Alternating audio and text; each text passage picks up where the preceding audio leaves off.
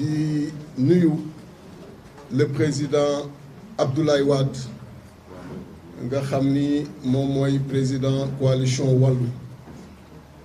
di nuyu le président Karim Meïssa Wade di wax mbégte bi ñu am Yewwi Askan Wi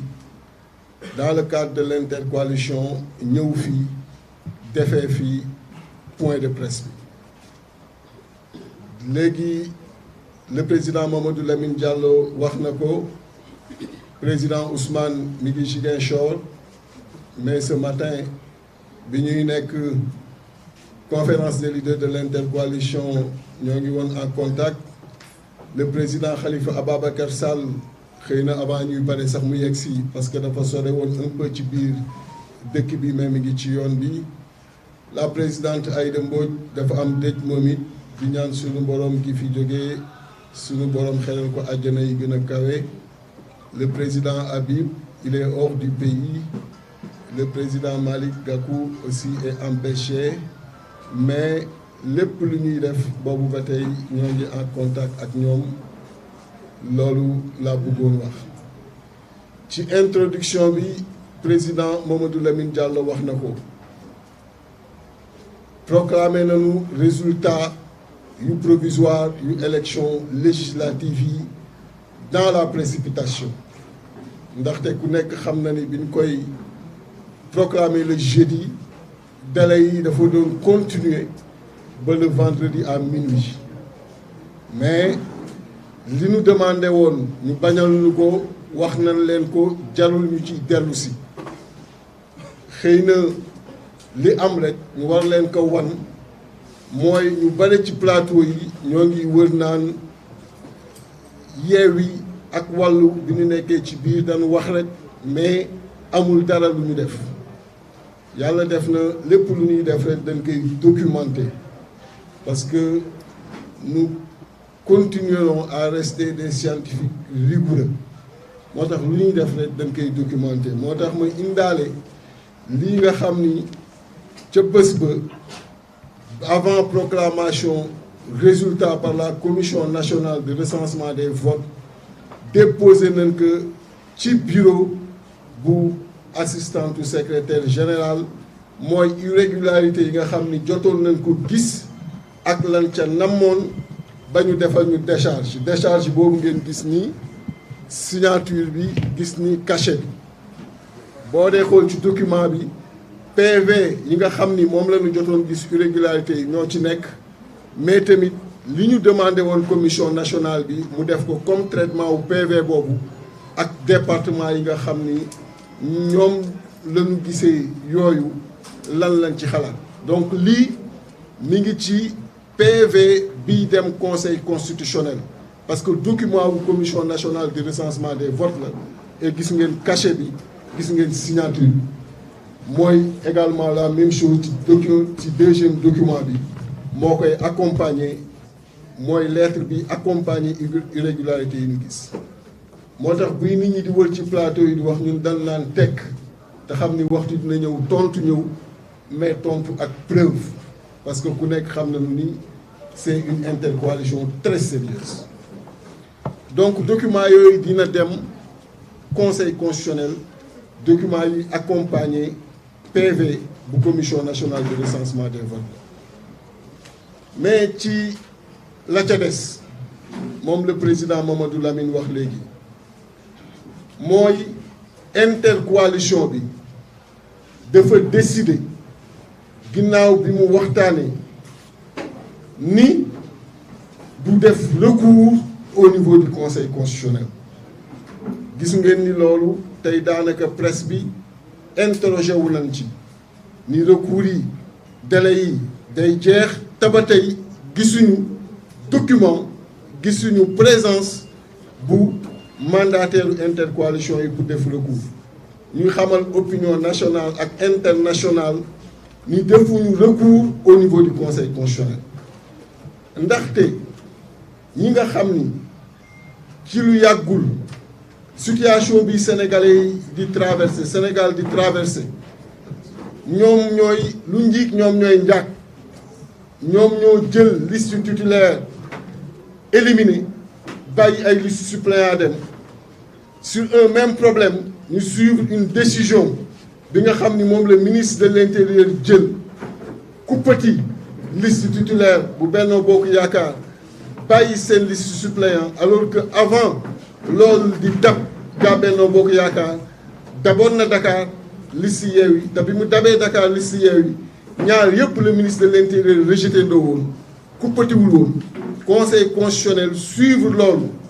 ci bi ginnaaw bi nga xamee ni moom le ministre de l'intérieur def kon dem ni ñooñu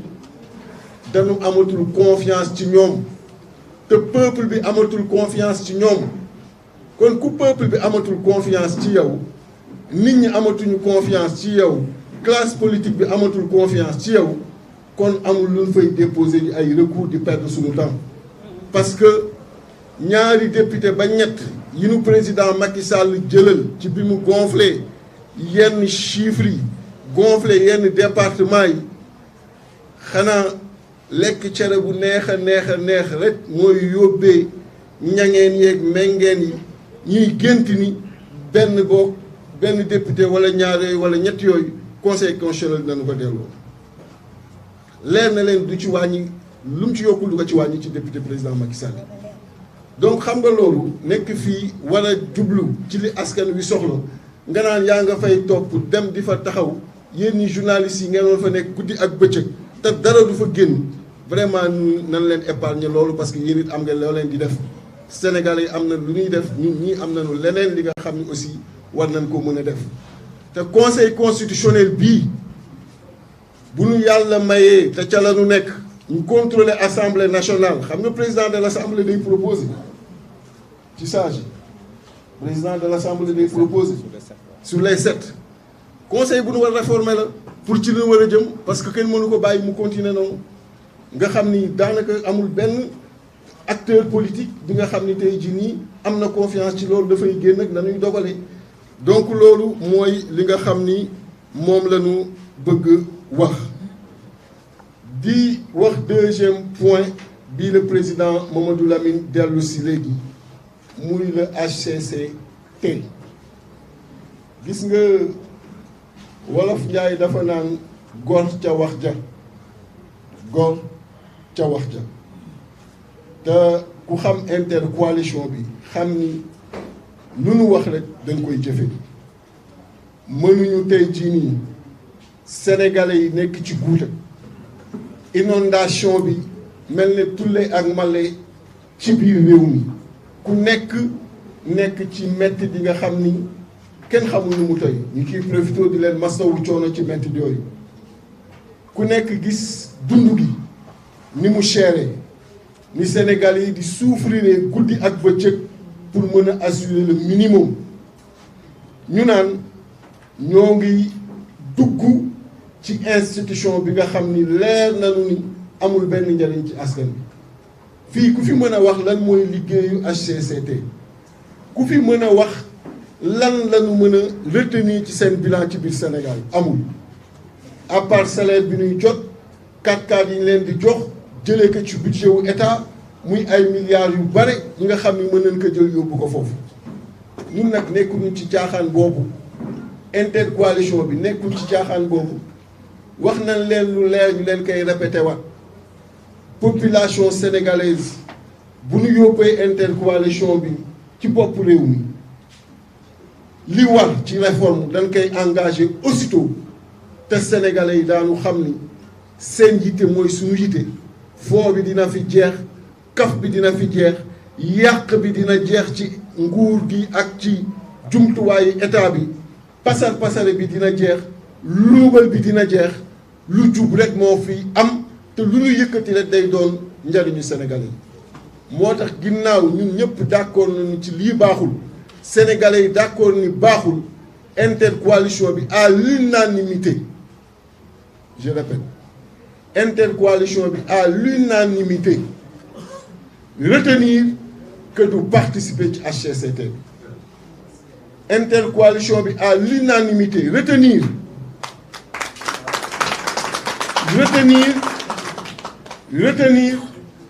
que buur nu yàlla mayee ñu installer assemblée nationale bi ñu contrôler assemblée nationale bi daanu dugal proposition de loi pour la suppression, pour supprimer HCCT parce que amul njariñ milliards dafay nekk dafa jóge mën na jaar mën na jariñ askan wi ca leneen kon loolu mooy li nga xam ni moom laa bëggoon wax. Le président Mamadou Lamine mi ngi may demandé ma résumer que rapidement en français 2 secondes sur le Conseil constitutionnel parlant des résultats provisoires. Vous aviez tous suivi les interventions qu'on a faites